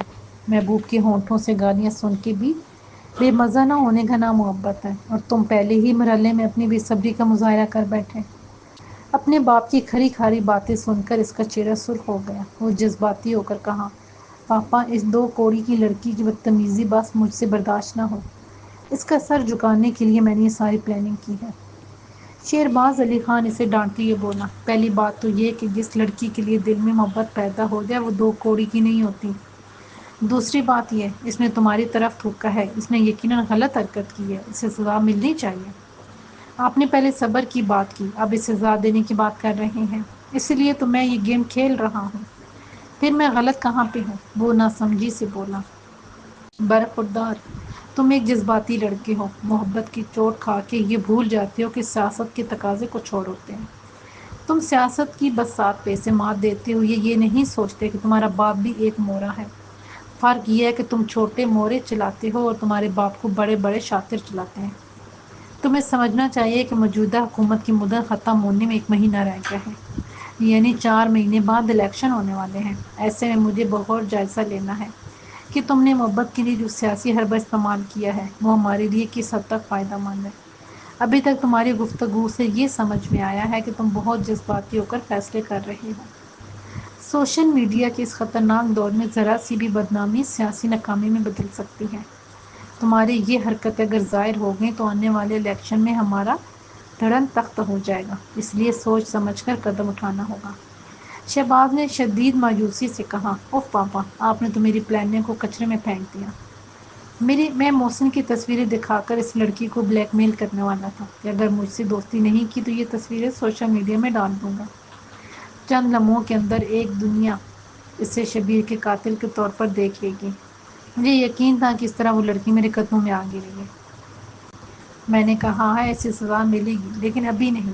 الیکشن ختم ہونے تک تم اپنے غصے کو برداشت کر لو، وہ کہیں بھاگ ہی نہیں جا رہی۔ الیکشن کے بعد بھی وہ تمہارے شو روم کے آگے سے گزرے گی، اس وقت بے شک اسے اٹھا لینا۔ شہباز علی خان نے دو ٹوک انداز میں کہا۔ شہباز علی خان نے ایک گہری سانس لی، پھر شکستہ انداز میں کہا، آپ کہتے ہیں تو مان لیتا ہوں پاپا، لیکن شبیر کے قتل کے بعد جو حالات پیدا ہو گئے ہیں، ہم اس سے سیاسی فائدہ بھی حاصل کر سکتے ہیں۔ دیکھو برخوردار، سیدھ پور اتنا بڑا شہر نہیں، یہاں چیزیں زیادہ دیر چھپی نہیں رہ سکتی۔ تم نے شبیر کا خون کروا کے ایک خطرناک اقدام کیا ہے۔ اس کی انویسٹیگیشن کے دوران کچھ اشارے تمہارے ساتھیوں تک بھی جا سکتے ہیں، اس لیے تمہیں کچھ عرصے کے لیے بہت محتاط رہنا ہوگا۔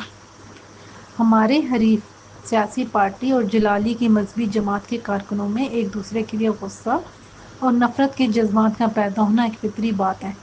آنے والے دنوں میں پرتشدد احتجاج، پکڑ دھکڑ اور انتشار کا ماحول پیدا ہوگا۔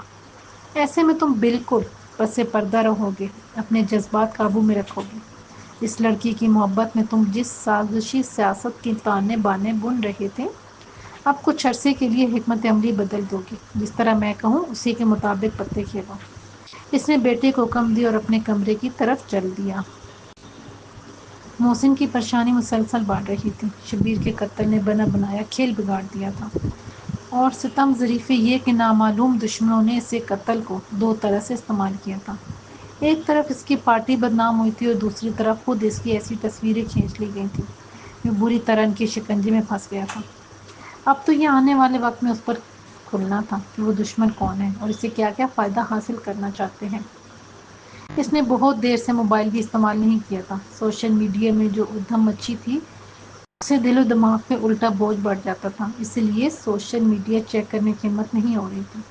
پھر دماغ نے کہا صورتحال بہت نازک ہے، پارٹی مخالفین کے نشانے پر ہے اور وہ خود سازش کا شکار بن گیا ہے۔ ایسے میں لمحہ لمحہ باخبر رہ کر ہی شکاریوں کے حربوں کو ناکام بنا سکتا ہے۔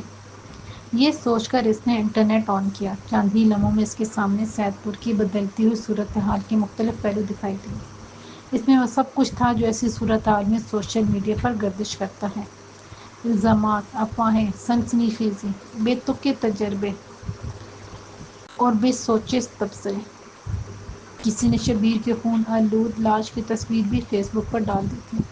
اب وہ جنگل کی آگ کی طرح وائرل ہو رہی تھی۔ بے شمار لوگ اس پہ کمنٹ کر کے اپنے غم و غصے کا اظہار اور قاتلوں کی گرفتاری کا مطالبہ کر رہے تھے۔ فیس بک کے ذریعے ہی اسے پتہ چلا کہ جس ہسپتال میں شبیر کی لاش پوسٹ مارٹم کے لیے رکھی گئی تھی، وہاں مذہبی جماعت کے کارکن اور شبیر کے رشتہ دار احتجاج کے لیے جمع ہو رہے تھے۔ انہوں نے سڑک بلاک کر رکھی تھی۔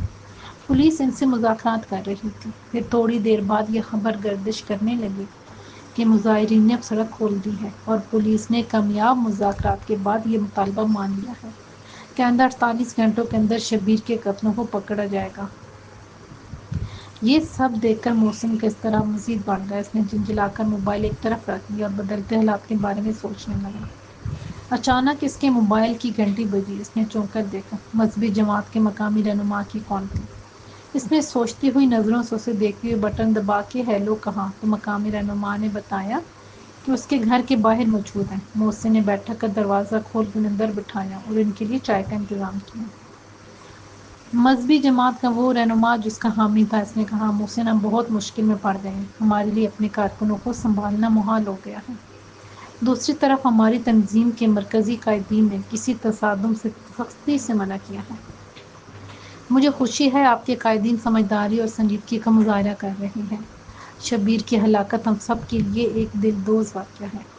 آپ کی طرح میری پارٹی کے بڑوں نے بھی مصالحت اور امن پر زور دیا ہے۔ ملک حاکم علی نے خصوصی طور پر مولانا جلالی کے معاف کرنے کے عمل کو سراہا ہے۔ اب جبکہ حالات بہتری کی جانب بڑھ رہے تھے، تو ایسے میں شبیر کے قتل سے یہ ثابت ہوتا ہے کہ ایسے عناصر موجود ہیں جو ہمارے مصلحتی عمل سے شدید ناراض ہیں۔ سوال یہ پیدا ہوتا ہے کہ وہ کون ہے؟ محسن نے متانت سے کہا۔ مذہبی پارٹی کا ایک رہنما بولا، سید پور میں 3 بڑی سیاسی جماعتیں ہیں۔ ہماری مذہبی جماعت کے علاوہ آپ کی اور شہباز کی سیاسی پارٹی۔ یہ تینوں پارٹیاں ہر الیکشن میں ایک دوسرے کے حریف رہی ہیں۔ آئندہ الیکشن میں بھی تینوں پارٹیوں کے الگ الگ امیدوار کھڑے ہوں گے۔ سمجھ میں نہیں آ رہا کہ ہماری اور آپ کی پارٹی کو لڑا کر کس کو کیا فائدہ پہنچے گا۔ ہم عام حالات میں بھی کبھی ایک دوسرے کے حلیف نہیں رہے۔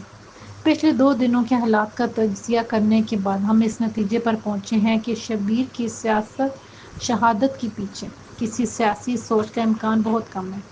کوئی اور سبب ہے جسے سیاسی رنگ دے کر اپنا فائدہ حاصل کیا جا رہا ہے۔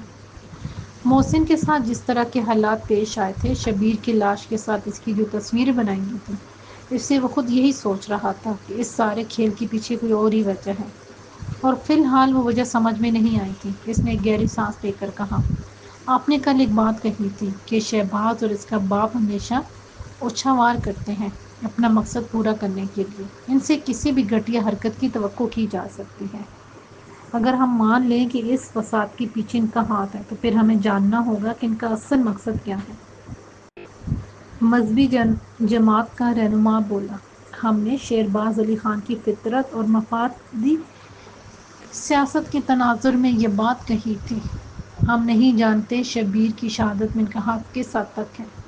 یہ ہم پولیس انویسٹیگیشن پر چھوڑ دیتے ہیں۔ ہماری جماعت کے کارکن بہت متشل ہیں۔ انہوں نے شبیر کے قاتلوں کو پکڑنے کے لیے پولیس کو 2 دن کی مہلت دی ہے۔ ہمیں امید ہے جلد ہی اصل قاتلوں کے چہروں پر سے پردے ہٹ جائیں گے۔ ہم بھی یہی چاہتے ہیں۔ میری پارٹی کے بڑوں سے بات ہوئی ہے، وہ سب بھی اس واقعے پر پریشان ہیں۔ ملک صاحب نے بھی پولیس پر دباؤ ڈال کے فوری تحقیقات کروانے کا وعدہ کیا ہے، محسن نے کہا۔ بہت ممکن ہے آج رات سے ہی پولیس پکڑ دکڑ شروع کرے گی۔ آپ کا نام بھی گردش کر رہا ہے، اسی لیے آپ بھی گرفتار ہو سکتے ہیں۔ اگر آپ چاہیں تو کسی محفوظ ٹھکانے پر چھپ سکتے ہیں، مذہبی جماعت کے رہنما بولا۔ اس نے مسکرا کر حوصلے سے کہا، میں یا میری پارٹی کا کوئی کارکن اس واقعے میں ملوث نہیں، اس لیے ہمیں پولیس سے کوئی خوف نہیں۔ پولیس جس طرح بھی تفتیش کرے ہم تعاون کریں گے۔ ہمارے بڑوں کی بھی یہی ہدایت ہے۔ سوشل میڈیا پر ہماری پارٹی اور مجھ پر جو الزامات عائد کیے جا رہے ہیں، اس کی وجہ سے ہم خود بھی عدالتوں کا سامنا کرنا چاہتے ہیں تاکہ ہماری بے گناہی سب کے سامنے آ جائے۔ مذہبی جماعت کے رہنما تو یہ تسلی کر کے رخصت ہو گئے کہ وہ یا اس کے پارٹی کے کارکن اس واقعے میں ملوث نہیں، لیکن پولیس کی بھی تسلی کرنی تھی۔ سوشل میڈیا اور مذہبی جماعت کے کارکنوں کی زبان پر محسن کا نام گردش کر رہا تھا، ایسے میں اس کی گرفتاری ناگزیر ہو گئی تھی۔ ویسے بھی پولیس شک کی بنیاد پر ہی تحقیقات کا آغاز کرتی ہے۔ محسن پر بھی شک تھا، اس سے زیادہ مخالفین کا پروپیگنڈا تھا۔ پولیس اسے گرفتار کر کے اپنا شک دور کر کے عوامی رد عمل کو بھی کم کرنا چاہتی تھی۔ مذہبی جماعت کے رہنماؤں کے جانے کے کچھ دیر بعد ہی پولیس نے اس کے گھر پہ چھاپہ مارا اور سب گھر والوں کو حیران و پریشان چھوڑ کر اسے گرفتار کر کے لے گئی۔ پولیس بہت دباؤ میں آ گئی تھی، خاص کر تھانے کا انچارج انسپکٹر اکرام شاہ ہر طرف سے گھیرے میں آ گیا تھا۔ ایک طرف سوشل میڈیا کے ساتھ مذہبی جماعت کے کارکنوں کا پرتشدد احتجاج اس کے لیے درد سر بنا ہوا تھا، دوسری طرف پولیس کے اعلیٰ افسران نے واقعے کا سخت نوٹس لیتے ہوئے 3 دن کے اندر مجرموں کو پکڑنے کا حکم دیا تھا۔ انسپکٹر اکرام شاہ سب کی سننے پر مجبور تھا، لیکن وہ جس فریضے پر مامور تھا اس کے بھی کچھ تقاضے تھے، اس لیے اس کا دماغ بھی خوب چل رہا تھا۔ اس کے لیے پہلا کڑا مرحلہ احتجاج کرنے والوں کا جوش ٹھنڈا کرنا تھا، انہیں سڑکیں بلاک کرنے سے روکنا تھا۔ اس نے نہایت دانش مندی سے طاقت کا استعمال کیے بغیر 48 گھنٹوں کی مہلت حاصل کر کے وقتی طور پر انہیں منتشر کرا دیا تھا۔ دوسرا مرحلہ گرفتاریوں کا تھا۔ سوشل میڈیا اور مذہبی جماعت کے مظاہرین کی زبان پر محسن اور اس کے ساتھیوں کا نام تھا۔ اکرام شاہ کو یقین نہیں تھا کہ قتل انہوں نے کیا ہوگا۔ اس کے باوجود عوامی رد عمل کم کرنے کے لیے اس نے محسن اور اس کے چند ساتھیوں کو حوالات میں بند کر دیا۔ اس نے سب انسپکٹر کی سربراہی میں ایک تفتیشی ٹیم اس بستی کی طرف بھی بھیج دی جس کے ایک کھنڈر نما مکان سے شبیر کی لاش ملی تھی۔ سب انسپکٹر اور اس کے سپاہیوں نے اسی رات بستی پر چھاپہ مار کر کئی نوجوانوں کو گرفتار کر لیا۔ تھانے کے ایک حوالات میں محسن اور اس کے 4 ساتھی اور باقی 2 حوالات میں اس بستی کے 10-12 نوجوان سے بھر گئے تھے۔ محسن اور اس کے ساتھیوں سے پوچھ گچھ کی گئی، پہلے نرمی سے بات کی گئی، پھر ہلکے پھلکے تشدد کا نمونہ دکھایا گیا۔ صبح ہوتے ہوئے تشدد نے پولیس کے روایتی سلوک کا انداز اختیار کر لیا۔ محسن اور اس کے ساتھیوں کو اپنی بے گناہی کا علم تھا، لیکن وہ جانتے تھے کہ پولیس حقیقت تک بعد میں پہنچتی ہے، ملزم کو مار مار کے اپنی مرضی کا بیان پہلے بنوا دیتی ہے۔ اس کے باوجود وہ پولیس کا تشدد برداشت کرنے کی کوشش کرتے رہے، لیکن جب تکلیفات سے بڑھ جاتی ہیں تو بے اختیار ان کی چیخیں نکل جاتی ہیں۔ محسن کی جی میں آیا کہ انسپکٹر کو اپنے ساتھ پیش آنے والے واقعے کے بارے میں بتا دے، مگر پھر یہ سوچ کر لب سی لیا کہ پولیس ثبوت مانگے گی اور اس کے پاس اپنی بات کو درست ثابت کرنے کے لیے کوئی ثبوت نہیں تھا۔ صبح تک وہ پانچوں نڈھال ہو گئے تو انہیں ٹارچر سیل سے نکال کر دوبارہ حوالات میں ڈال دیا گیا۔ دوپہر کے وقت ایک سپاہی نے حوالات کا دروازہ کھولا اور محسن کو اپنے ساتھ تھانہ انچارج کے کمرے میں لے گیا۔ انسپکٹر اکرام شاہ کرسی پر بیٹھا کسی سے فون پر بات کر رہا تھا۔ اس دوران محسن ایک طرف ہاتھ باندھے کھڑا تھا۔ انسپکٹر نے فون بند کر کے اس کی طرف کٹیلی نظروں سے گھورا، پھر زہر خند لہجے میں کہا، تم سیاسی پارٹیوں کے کارکن ہمیشہ ہمارے لیے درد سر بنے رہتے ہو، جرم کرتے ہو، پھر بڑی بڑی سفارشیں بھی اسی طرح کرواتے ہو، گویا تمہیں 7 خون معاف ہو۔ میں نے آپ کے تشدد کی اذیتیں برداشت کرتے ہوئے بھی یہی کہا ہے کہ میں یا میرے ساتھی مجرم نہیں۔ مولوی جلالی یا شبیر سے ہمارا جھگڑے کا کسی نے فائدہ اٹھایا ہے، آپ اس پہلو سے بھی تفتیش کریں، محسن نے کمزور سی آواز میں کہا۔ انسپکٹر نے اس زور سے میز پر ہاتھ دے مارا کہ کئی چیزیں اچھل کر ساکت ہو گئیں، پھر دھاڑتے ہوئے بولا، تم ہمیں مت سکھاؤ کہ کس پہلو سے تفتیش کرنی ہے، ہمارے سامنے بڑے بڑے 23 مار خان جو ٹکڑے بھول جاتے ہیں تو تم یہ مت سمجھنا کہ پارٹی لیڈر تمہیں بچائیں گے۔ انسپیکٹر صاحب، میں نے اس یقین اور ایمان کے ساتھ گرفتاری دی تھی کہ میں بے گناہ ہوں۔ مجھے پارٹی لیڈر نہیں، میرا اللہ بچائے گا، اس نے حوصلے سے کہا۔ انسپیکٹر اپنی کرسی سے اٹھا، بھاری قدموں سے اس کے سامنے آیا، چند ثانیہ وہ سیدھی نظروں سے اس کی طرف دیکھتا رہا، پھر ایک دم اس کے چہرے کے تاثرات بدل گئے، اس کی دیکھتی نظروں میں نرمی اتر آئی۔ اس نے اشارے سے وہاں موجود سپاہی کو باہر نکلنے کا حکم دیا۔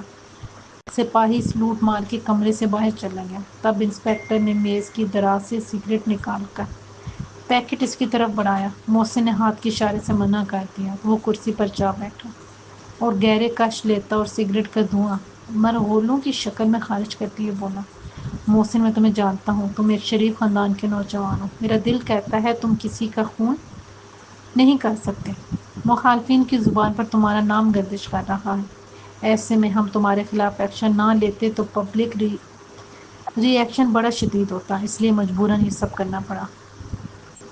محسن کی جی میں آیا کہ اس سے پوچھے، اگر عوامی رد عمل کے اندیشے سے گرفتار تھا تو رات بھر اس پر جو تشدد کیا گیا وہ کس بنیاد پر تھا؟ عوام یا سوشل میڈیا والے کیمرے سے لے کر ٹارچر سیل کے اندر تو نہیں آدم کے تھے کہ ان کے سامنے مجبور ہو گئے، لیکن وہ یہ سوچ کر چپ رہا کہ انسپیکٹر کا رویہ کچھ بدلنے لگا تھا، ایسا نہ ہو کہ وہ پھر بگڑ جائے۔ اس نے عاجزی سے کہا، میں آپ کی مجبوریوں کو سمجھتا ہوں انسپیکٹر صاحب، مجھے امید ہے آپ ہمیں ہی شبیر کے قاتلوں کے طور پر نہیں دیکھ رہے ہوں گے، اصل مجرموں کی کھوج میں بھی ہوں گے۔ بستی کے 10-12 نوجوانوں کو ہم نے پکڑا ہے، ان میں سے میری ٹیم تفتیش کر رہی ہے، آج رات مزید انہیں کنگالیں گے۔ ہمارے مخبر اس وقت پورے سید پور میں پھیل گئے ہیں، ہنگامی بنیادوں پر ہم نے اس کیس کی تہہ تک پہنچنا ہے، انسپیکٹر نے بتایا۔ محسن ابھی تک کھڑا تھا۔ انسپیکٹر نے اسے کرسی پر بیٹھنے کا کہا اور ایک سپاہی کو اس کے لیے اچھی سی چائے کے ساتھ بسکٹ لانے کی ہدایت کی۔ سپاہی کے جانے کے بعد وہ بولا، ابھی کچھ دیر پہلے ملک حاکم علی نے فون کیا تھا، وہ علاقے کا MNA ہے، تکڑا سیاستدان ہے، ہم جیسے سرکاری نوکروں کو ایسے لوگوں سے بنا کے رکھنی پڑتی ہے، کرسی والوں کے آگے ہمیں سر جھکانا پڑتا ہے ورنہ اپنی کرسی خطرے میں پڑ جاتی ہے۔ انہوں نے تمہاری بڑی سفارش کی ہے، اب میں انہیں ناراض کرنے کی غلطی نہیں کر سکتا، لیکن تمہیں اتنی جلدی چھوڑ بھی نہیں سکتا۔ ان کا درمیانی راستہ یہی ہے کہ تم اپنے ساتھیوں کے ساتھ تھانے میں ہی رہو۔ بظاہر تمہارے ساتھ پولیس کا رویہ سخت ہوگا، لیکن اصل میں کوئی تشدد نہیں کیا جائے گا۔ تمہارے والد اور بھائی ملنے آئے تھے مگر انہیں تم سے ملنے کی اجازت نہیں دی گئی، آج شام وہ بھی تم سے مل سکیں گے۔ اب تم چائے پی کے واپس حوالات میں جاؤ اور اپنے ساتھیوں کو بھی تسلی دو۔ محسن سمجھ گیا کہ انسپیکٹر کا رویہ جو ایک دم بدل گیا تھا اس کے پیچھے انسانی ہمدردی نہیں، ملک حاکم علی کی خبر گیری تھی، جس نے تھانہ انچارج کے ظالمانہ سلوک کو تبدیل کر دیا تھا۔ شہباز علی خان کے فتنہ پرور دماغ میں سیاست کی بساط پر جو شطرانہ چالیں چلی تھیں، اس نے شہر کے پرسکون ماحول کو الٹ پلٹ کر رکھ دیا تھا۔ ثریا کے نفرت انگیز رویے نے ایک تلاطم برپا کر دیا تھا۔ وہ نہیں جانتی تھی کہ اس کی نفرت نے شہباز کو ایسا زہریلا بنا دیا تھا کہ اس کے بھائی سمیت کئی نوجوان اس زہر سے متاثر ہونے والے تھے۔ اسے معلوم نہیں تھا کہ آنے والے دنوں میں اس کی عزت اور جان اس نفرت کے عوض برباد ہونے والی ہے۔ اس کی پرسکون زندگی پے در پے ایسے سانحات کی زد میں آنے والی تھی جن سے بچتے بچتے وہ شکستگی کا نمونہ بن جاتی۔ پہلا سانحہ تو اس کے بھائی محسن کا جھگڑے میں زخمی ہو کر اسپتال پہنچنا تھا۔ ایک رات وہاں گزار کے آیا اور ابھی سکون کا سانس بھی نہیں لیا تھا کہ اگلی ہی رات دوسری قیامت ٹوٹ پڑی۔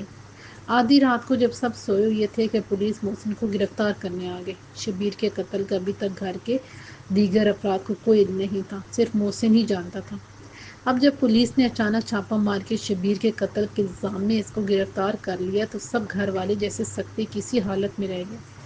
اس کے والد مجید خان اور بھائیوں نے ملک حاکم علی کا حوالہ دے کر اس کو بچانے کا کمزور سا راستہ تو نکالا تھا، لیکن محسن نے یہ کہہ دیا کہ ابھی ملک صاحب سے اس سلسلے میں بات نہ کیجیے، وہ سب کچھ جانتے ہیں، مناسب وقت پر خود مدد کے لیے آ جائیں گے۔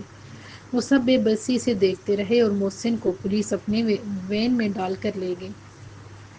ثریا اور اس کی امی رات بھر روتی رہیں اور دعائیں مانگتی رہیں۔ وہ اگلے دن کالج نہیں گئی۔ بھائی کی گرفتاری سے وہ بہت غمزدہ تھی۔